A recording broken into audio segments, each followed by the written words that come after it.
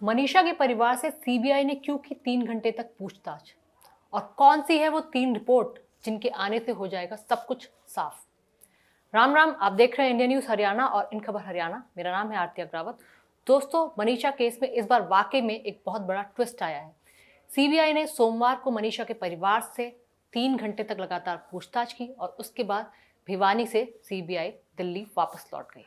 इसके अलावा 3 वो रिपोर्ट यानी एफएसएल रिपोर्ट, विस्रा रिपोर्ट और मनीषा के सुसाइड नोट के हैंडराइटिंग मैच करने वाली रिपोर्ट अगर आ जाती है तो सीबीआई का कहना है कि ये केस एकदम साफ हो जाएगा, यानी कि दूध का दूध और पानी का पानी हो जाएगा। यह दोस्तों, सोमवार का दिन मनीषा केस में एक बड़ा दिन रहा, जिसमें भिवानी पहुंची सीबीआई की टीम ने मनीषा के परिवार वालों से, मनीषा के पिताजी से, मनीषा की माताजी से और तमाम वहां पर मौजूद लोगों से पूछताछ की। 3 घंटे तक लगातार बातचीत की। लेकिन वहीं मनीषा के पिता का कहना है कि प्रशासन के दबाव की वजह से ये केस बिगड़ा। शुरुआती दौर की जो जांच प्रशासन की तरफ से की गई थी उसकी वजह से ये केस बिगड़ा, नहीं तो ये केस कब का सॉल्व हो गया होता।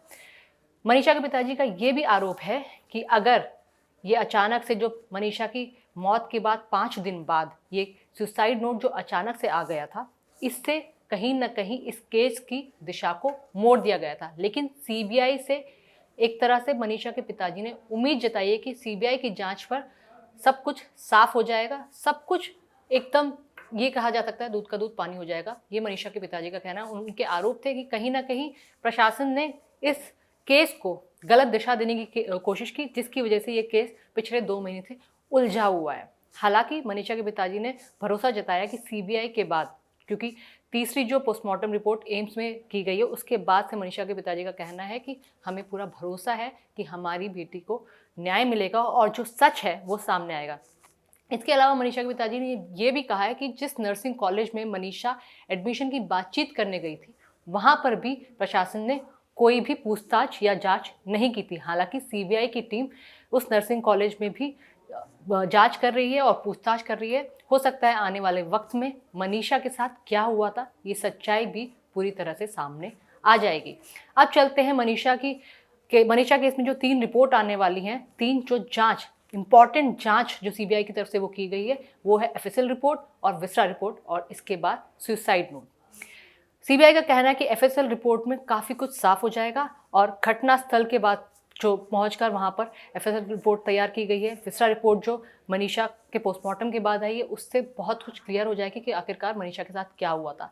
साथ ही साथ नर्सिंग कॉलेज की भी बात की गई है। मनीषा के पिताजी ने एक और बात कही थी। उनका कहना था कि मनीषा डेली इस नर्सिंग कॉलेज की बस से ही गाँव आती जाती थी, अपने प्ले स्कूल में पढ़ाकर वहाँ से आ जाती थी। तो उस दिन अचानक ऐसा क्या हुआ था और वो उस दिन भी उसी बस में गई थी। उस दिन अचानक ऐसा क्या हुआ जो उसकी बेटी वापस लौटकर कभी आ ही नहीं पाई। हालांकि सीबीआई की 3 घंटे की पूछताछ के बाद ये भरोसा मनीषा के परिवार वालों का और बढ़ गया है कि आगे आने वाले वक्त में उनकी बेटी को और उन्हें ज़रूर न्याय मिलेगा और आगे के वक्त में दोबारा से कोई मनीषा फिर से ऐसे हत्थे नहीं चढ़ेगी। तो सीबीआई पुरजोर तरीके से लगी हुई है। 3 सितंबर के बाद से लगातार 7 अक्टूबर की हम बात करें तो अब तक सीबीआई इस केस में डेली सबूत जुटा रही है। 3 सितंबर से 24 सितंबर तक सीबीआई भिवानी में ही मौजूद थी। उसके बाद भिवानी से दिल्ली वापस लौट गए थे। लेकिन 4 दिन पहले मनीषा के पिताजी के पास फ़ोन आया था कि वो लोग दोबारा भिवानी आ रहे हैं और भिवानी आकर आगे की जांच को प्रोसीड करेंगे। इसी प्रोसीजर में सीबीआई ने मनीषा के परिवार वालों से पूछताछ की है।